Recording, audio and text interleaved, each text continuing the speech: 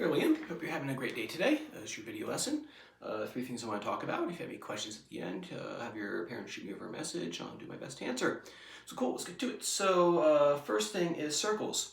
Good. So I was listening to it and I think, slow down, man. You're flying through that tune. What I would highly recommend doing is play with recording, right? That's really kind of what I suggest a lot of times if someone's having trouble finding the final tempo of the tune, is to play along with recording, either on YouTube at 75% or with something on Spotify or Pandora or whatever, if Pandora's still a thing, is playing with the recording.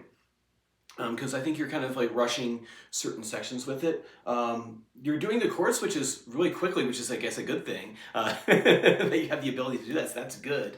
We just need to rein that in a little bit. So the bigger problem would be if you weren't fast enough to make those changes. That would be a bigger problem to me. This problem is very simple to fix. All you do is just slow down. Like, you can already make those switches that quickly. You just gotta slow that thing down. And that kind of brings me to what I want to talk about with the tune is elements of music, right? What makes music music, right? How do we describe music?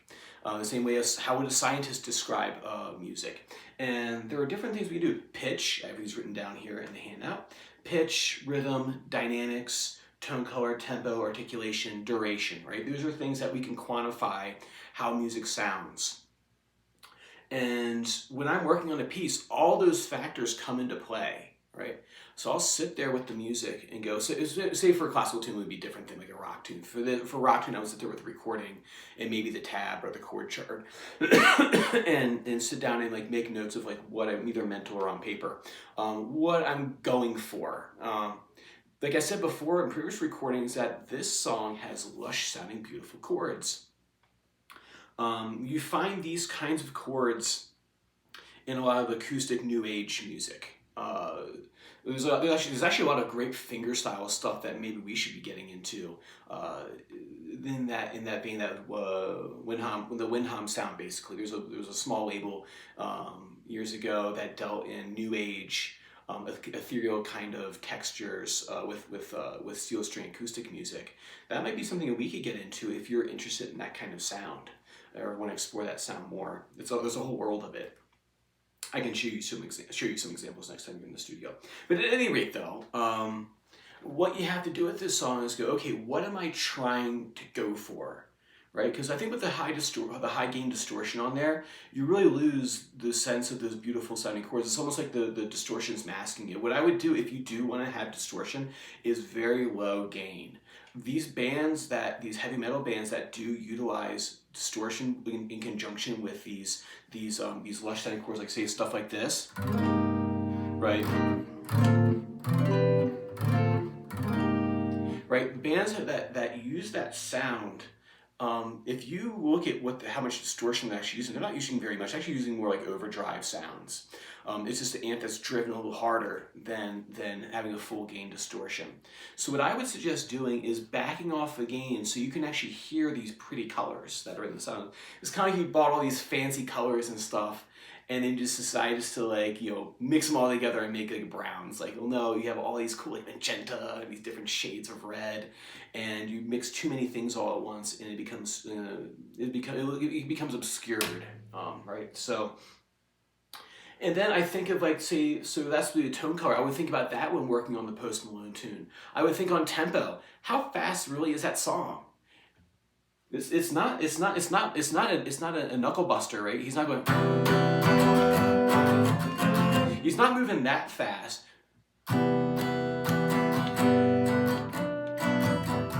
Whoa.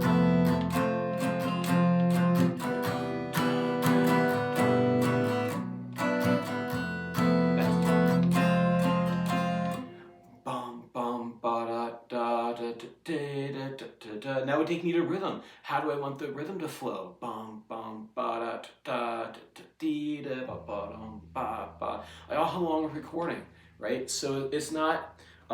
This is not a song where you have need for speed. There are songs like that, obviously, right? We can work on those, but this is one where it's not a need for speed. So what I would do, going through the elements of music, making sure pitch. My guitar is in tune. Where are the chords, right?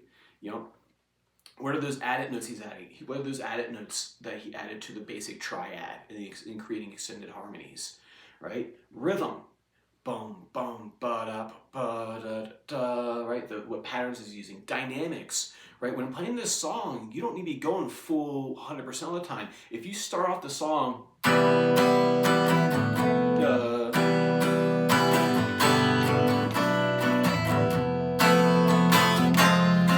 you have nowhere to go, right? So if you start with the song at like full 100%, 100% volume and intensity, right?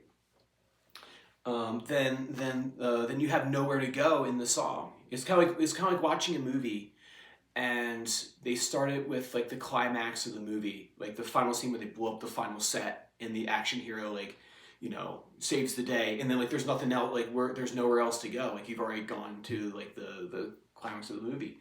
So you gotta start with a slow burn is a better way to go about it.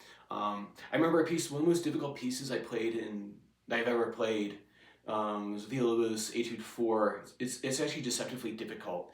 At first, it's just a bunch of repeated chords for about 4 minutes.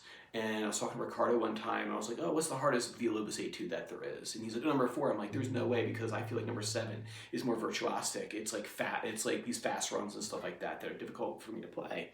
And I was like, why do you say number 4 is difficult? It was the most difficult one. He's like, to be able to control, he's like, it wasn't like a physical thing, like in terms of like, can you play that fast lick? He's like, it's not about that with that one. It's about, can you control the dynamics for 4.5 minutes? But you have these ebbs and flows. Can you start soft enough and then build up enough, and then have the physical strength at the end of that to have the big crescendo? Because you've already been keeping that's been going on for like 4 minutes at that point. It's like playing the piano, like you're like this for 4 minutes.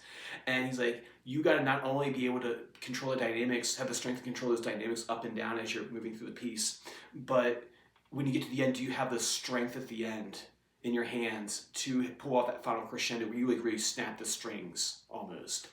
That's why that piece he considered that one to be the most difficult one. Also, his mind changed every day in terms of like stuff like that, and in my experience with him. But anyway, so those are things to think about when playing circles. Is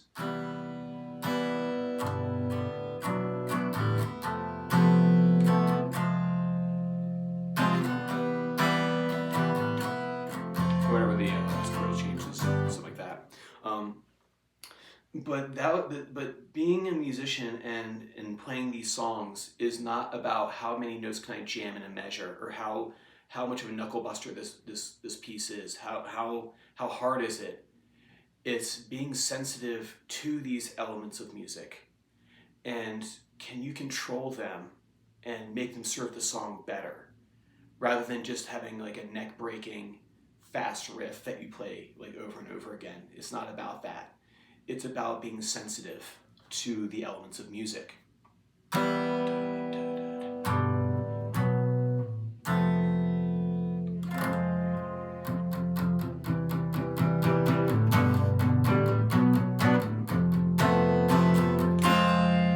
That's the real art in it.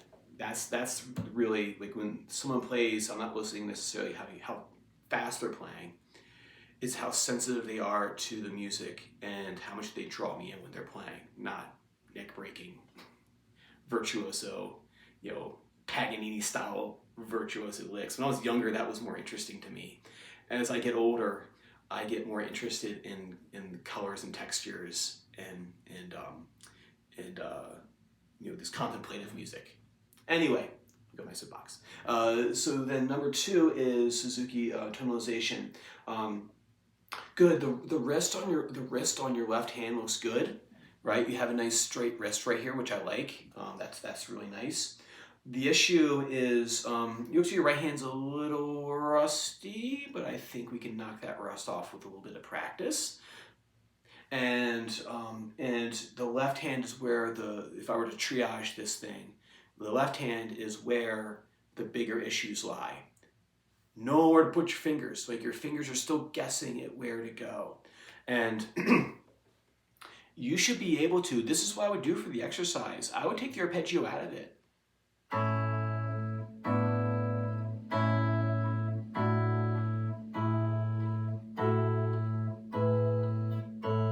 because your left hand is unsure if this is where it's going. So in order to solve that, you just need to take the right hand out of the equation. Don't work on two difficult don't work on two difficult things at the same time. That's why in school your teacher doesn't give you like 3 concepts at once that are really hard, that are pushing your technique or your ability. They give you one, you work on that, you scaffold that into the next thing, right? You work on that, you scaffold into the next thing. So with this one, like I said, your wrist looks really nice. Let's make sure that your left-handed fingers know who's playing what, when, where is it, right? Or you're just basically going, hey man, we're just gonna loop this thing. I want you to wing it and hang on tight. That's not a good way to work. So work on that. And then number 3, Mr. Song. I don't know that one. Maybe I do, and I don't know its name. Or maybe it's a song I'm not familiar with. I try to be familiar with a lot of music, but that one I don't know. I like it, it's pretty. It's really nice, I like it, it's a good choice. It works for your Suzuki techniques, right? You know, those arpeggios and scales that you've done. The big issue though is technical. Is when you're doing like a shift, so I don't remember the notes exactly, I'll just give you an approximation, is like stuff like that where you're shifting like a fret. What I'm seeing a lot is this. I'm seeing, oops, didn't make a mistake. So if you notice I'm doing a shift there, my thumb didn't move anywhere, but my finger did. What you should be doing is, right? Notice all movement comes from my shoulder right here. Even like whenever I move from position to position, and here I'm in first position. Here I'm in an open position, right? Because I'm over here.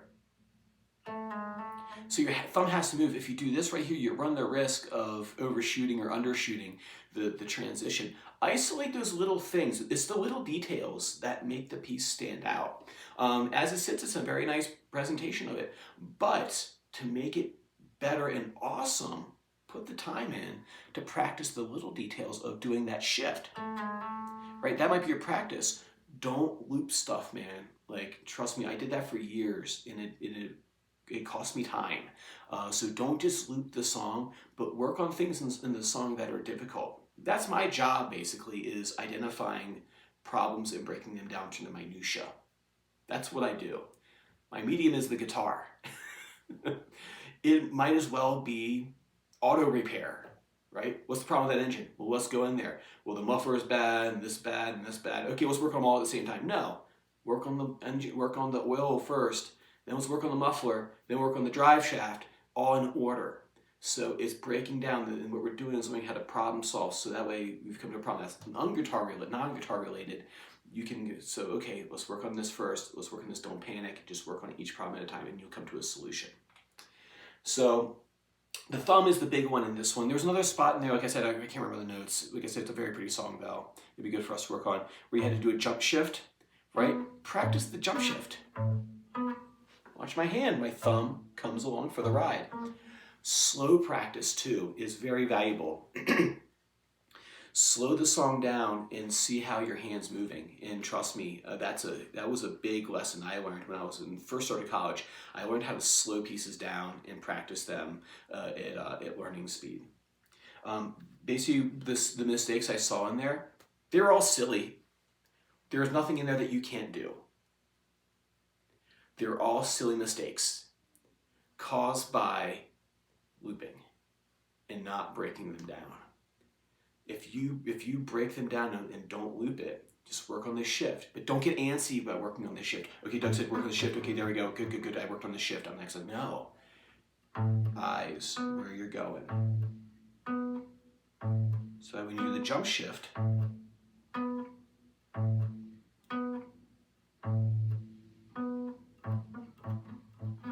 then I can do it fast. Right? To go fast, you must first go slow. All right, man, cool. So that's what I want to talk about for today. If you have any questions, like I said, have your mom or dad shoot me over a message, and I will see you same time next time. Take care.